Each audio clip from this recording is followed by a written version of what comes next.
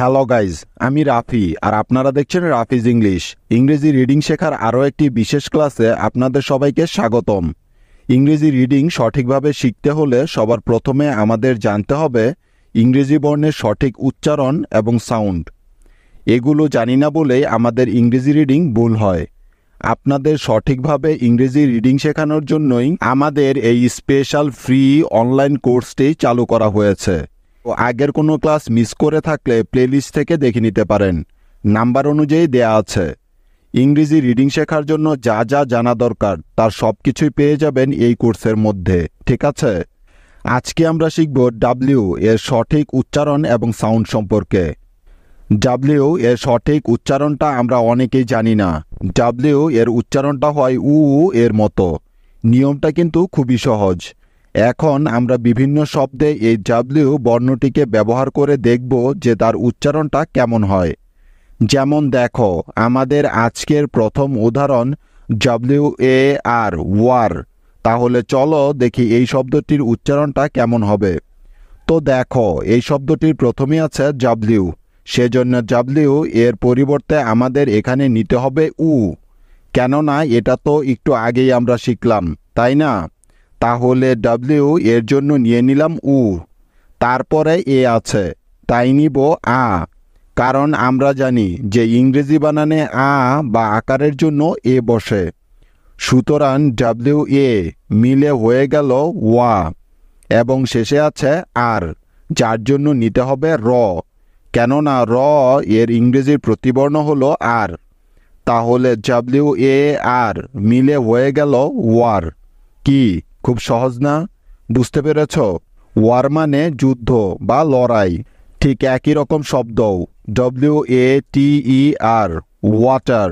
তাহলে চলো দেখি এই শব্দটাকে কিভাবে উচ্চারণ করতে হবে। তো দেখো, এই শব্দটির প্রথমেই আছে ডাব্লিউ, তাই ডাব্লিউ এর পরিবর্তে নিতে হবে উ, তারপরে এ আছে, সেজন্য নিব আ। তাহলে ডাব্লিউ এবং আ এই দুটি মিলে হয়ে যাবে ওয়া, এবং পরে আছে টি, যার জন্য নিয়ে নিলাম ট। তারপরে ই আছে, সেজন্য অবশ্যই এখানে নিতে হবে আকার, কারণ লক্ষ্য করে দেখো যে এখানে ই এর পরে একটি আর আছে। তাই এই নিয়মটা এর আগেও কিন্তু আমি তোমাদেরকে অনেকবার বলেছি, মনে আছে তো সবার? নিয়মটা হলো ই এর পরে আর থাকলে ওই ইটার উচ্চারণ সবসময় আকার হয়, ঠিক আছে? তাহলে TE মিলে হয়ে গেল টা, ওয়াটা, এবং শেষে আছে আর, যার জন্য নিলাম র। সুতরাং TER মিলে হয়ে যাবে টার, ওয়াটার। ওয়াটার অর্থ হলো পানি বা জল। এই ওয়াটার শব্দটি থেকে আমরা মোট দুটি সিলেবল পাচ্ছি, যেমন WA ওয়া এবং TER টার, ওয়াটার। নেক্সট শব্দ WET, ওয়েট। তো দেখো, এই শব্দটির প্রথমে আছে ডাব্লিউ, তাই ডাব্লিউ এর জন্য নিতে হবে উ, তারপরে ই আছে, সেজন্য নিতে হবে এ, কারণ আমরা জানি যে এ বা একারের জন্য ই বর্ণটা ব্যবহৃত হয়ে থাকে। তাহলে WE মিলে হয়ে যাবে ওয়ে, এবং শেষে আছে টি, তাই নিয়ে নিলাম ট। সুতরাং WET মিলে হয়ে গেল ওয়েট। বুঝতে পেরেছ? ওয়েট মানে ভেজা। তার পরের উদাহরণ WEDNESDAY, ওয়েডনেসডে। তাহলে চলো এবার এই বড় শব্দটিকে ভেঙে ভেঙে বানান করার চেষ্টা করা যাক, কেমন? তো দেখো, এই শব্দটির প্রথমেই আছে ডাব্লিউ, সেজন্য ডাব্লিউ এর পরিবর্তে নিয়ে নিলাম উ, তারপরে ই আছে, তাই নিব একার। তাহলে WE মিলে হয়ে যাবে ওয়ে, তারপরে ডি আছে, যার জন্য নিলাম ড। সুতরাং WED মিলে হয়ে গেল ওয়েড, তারপরে এন আছে, তাই নিব ন। এন এরপরে ই আছে, যার জন্য নিলাম একার। সুতরাং NE মিলে হবে নে, ওয়েড নে। তারপরে এস আছে, সেজন্য নিলাম দন্তস্ব, অর্থাৎ NES মিলে হলো নেস, ওয়েড নেস। তারপরে ডি আছে, সেজন্য নিব ড। এবার শেষে বাকি আছে এ এবং ওয়াই। এই জায়গাটা একটু ভালো করে লক্ষ্য করো। এ ওয়াই এই দুটি বর্ণ একসাথে থাকলে তাদের উচ্চারণটা হয় একারের মতো। তাহলে এখানে ডি এ ওয়াই মিলে হয়ে যাবে ডে, অর্থাৎ ড একার ডে। ওয়েডনেসডে, ওয়েডনেসডে মানে হলো বুধবার। এই শব্দটি থেকে আমরা তিনটি সিলেবল পাই, যেমন ডব্লিউইডি ওয়েড, এনইএস নেস এবং DAY ডে, ওয়েডনেসডে। ইংরেজরা এই শব্দটিকে আবার ওয়েনেসডেও বলে থাকে। ঠিক আছে, নেক্সট শব্দ WINTER, উইন্টার। তো দেখো এই শব্দটির প্রথমেই আছে ডব্লিউ, তাই ডব্লিউ এর পরিবর্তে নিয়ে নিব উ। তারপরে আই আছে, যার জন্য নিলাম ই, তাহলে WI মিলে হলো উই। তারপরে এন আছে, সেজন্য নিতে হবে ন, সুতরাং WIN মিলে হয়ে যাবে উইন। তারপরে টি আছে, তাই নিলাম ট, টি এরপরে ই আছে। এখন তোমরা কেউ বলতে পারবে যে এখানে ই এর পরিবর্তে কি নিতে হবে? হ্যাঁ, একদম ঠিক, আকার নিতে হবে। কারণ কি? কারণটা হলো লক্ষ্য করলে দেখবে যে এখানে ই এরপরে আর আছে, তাই। সুতরাং TE মিলে হবে টা, উইনটা। এবং শেষে বাকি রইল আর, যার জন্য নিব র। তাহলে TER মিলে হয়ে গেল টার, উইন্টার। উইন্টার মানে হলো শীত বা ঠান্ডা।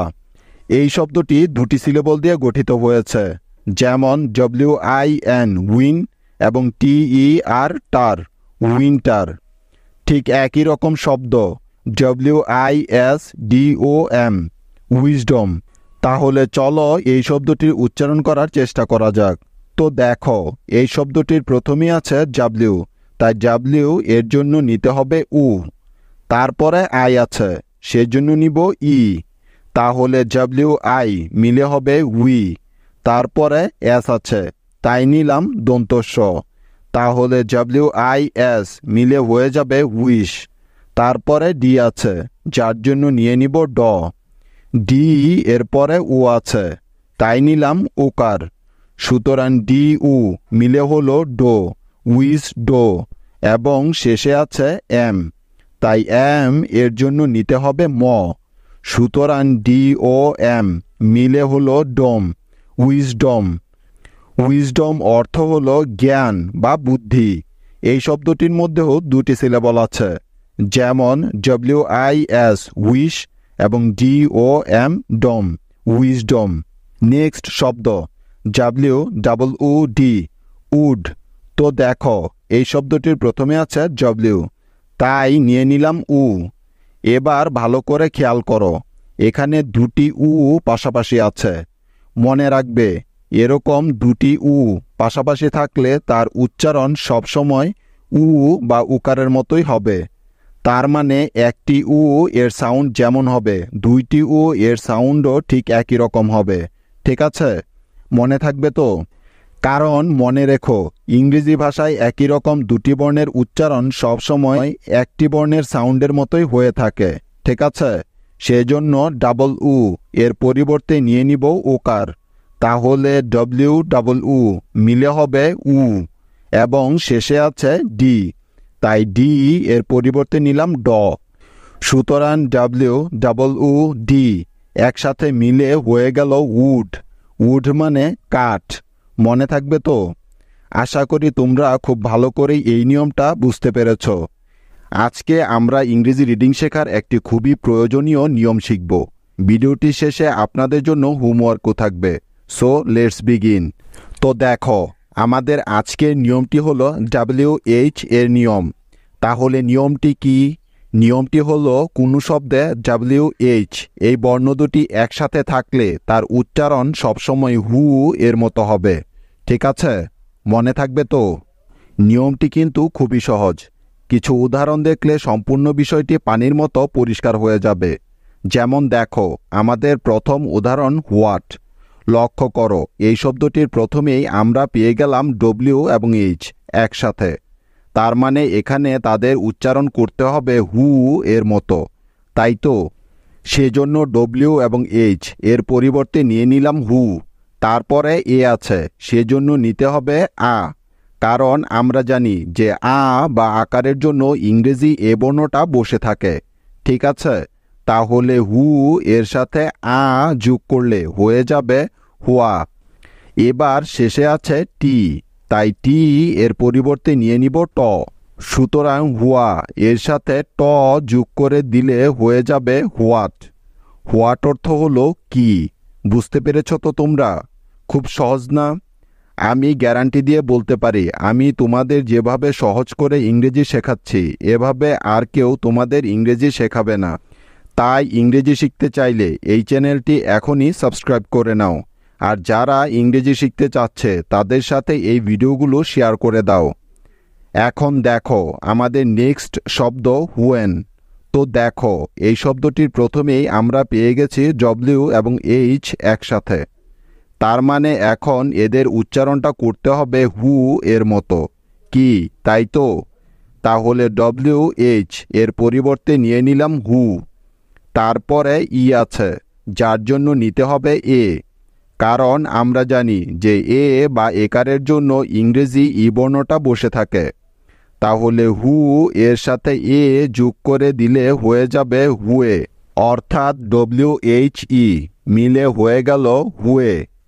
এখানে একটা কথা বলে রাখা ভালো, সেটা হলো যেটা আ সেটাই আকার, যেটা এ সেটাই একার, অর্থাৎ এদের নাম আলাদা কিন্তু উচ্চারণ হবে একই রকম। ঠিক আছে? তাই যেখানে যেটার দরকার সেখানে সেটাই ব্যবহার করতে পারবেন, কোনো সমস্যা নেই। বোঝা গেল? এখন দেখো তারপরে শেষে আছে এন, তাই এন এর পরিবর্তে আমাদেরকে নিতে হবে ন, কেননা ন এর ইংরেজির প্রতিবর্ণ হলো এন। সুতরাং হুয়ে এর সাথে ন যোগ করলে হয়ে যাবে হুয়েন, অর্থাৎ WHEN মিলে হয়ে গেল হুয়েন। হুয়েন অর্থ কখন বা যখন। নেক্সট শব্দ হুইচ। তাহলে চলো এবার এই শব্দটার উচ্চারণটা শিখে নেওয়া যাক। তো দেখো এই শব্দটার প্রথমেই আছে WH একসাথে।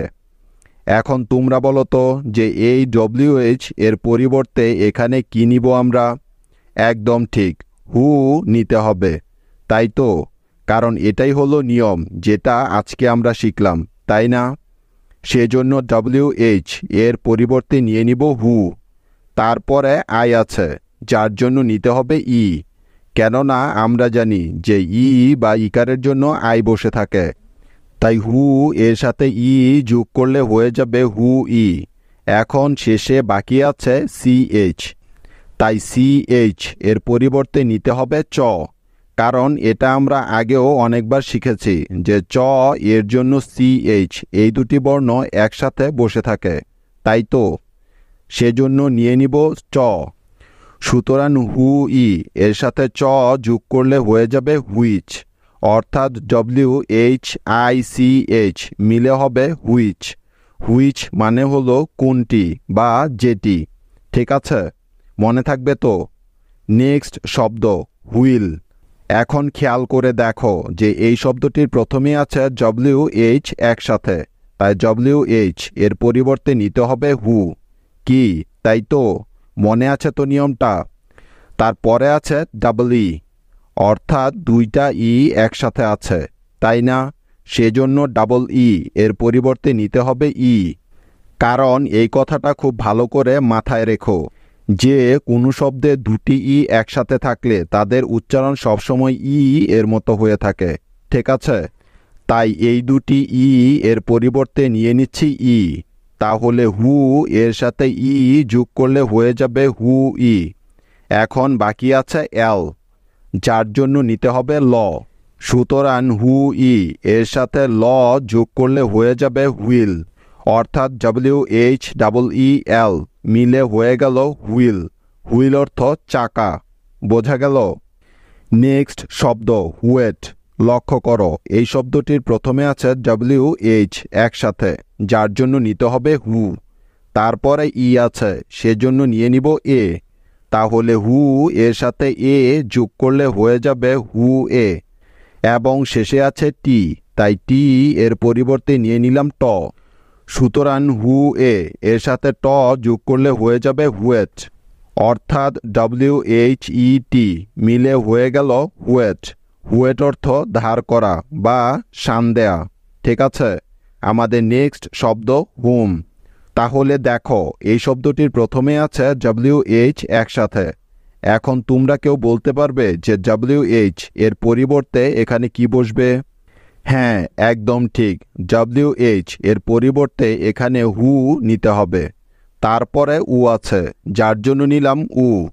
তাহলে হু এর সাথে উ যোগ করলে হয়ে যায় হু, তাই তো? কারণ উকার, অর্থাৎ উ তো আগে থেকেই হ এর সাথে যোগ আছেই, তাই না? যেমন হ উকার হু। সুতরাং WHU মিলে হয়ে যাবে হু। তারপরে এম আছে, সেজন্য নিয়ে নিব ম, কারণ আমরা জানি যে ম এর ইংরেজি প্রতিবর্ণ হলো এম। ঠিক তো? তাহলে হু এর সাথে ম যোগ করলে হয়ে যাবে হোম, অর্থাৎ WHOM মিলে হলো হোম। হোম অর্থ কে, কারা বা যারা। মনে থাকবে তো? আশা করি আজকের নিয়মটা তোমরা খুব ভালোভাবে বুঝতে পেরেছ। তোমাদের জন্য দুটি হোমওয়ার্ক আছে। তোমাদের প্রথম হোমওয়ার্ক হলো WHO, আর যারা একটু কঠিন বানান করতে চাও তাদের জন্য WHIP। এই হোমওয়ার্ক হলো WED। দ্বিতীয় হোমওয়ার্কটি হলো WINK। তৃতীয় হোমওয়ার্কটি হলো WANT। চতুর্থ হোমওয়ার্কটি হলো WELTER। এবং সর্বশেষ হোমওয়ার্কটি হলো WARMER। এখন তোমাদের কাজ হলো এই ভিডিওটি খুব ভালো করে মনোযোগ দিয়ে দেখে এই শব্দগুলোর বাংলা উচ্চারণগুলো লিখে আমাকে কমেন্টে দেখানো। ঠিক আছে? এই ভিডিওটি বুঝতে পারলে অবশ্যই তোমরা হোমওয়ার্কগুলো সঠিকভাবে করতে পারবে আশা করি। আজ এখানে শেষ করছি, দেখা হবে কালকে। সে পর্যন্ত টেক কেয়ার, বাই।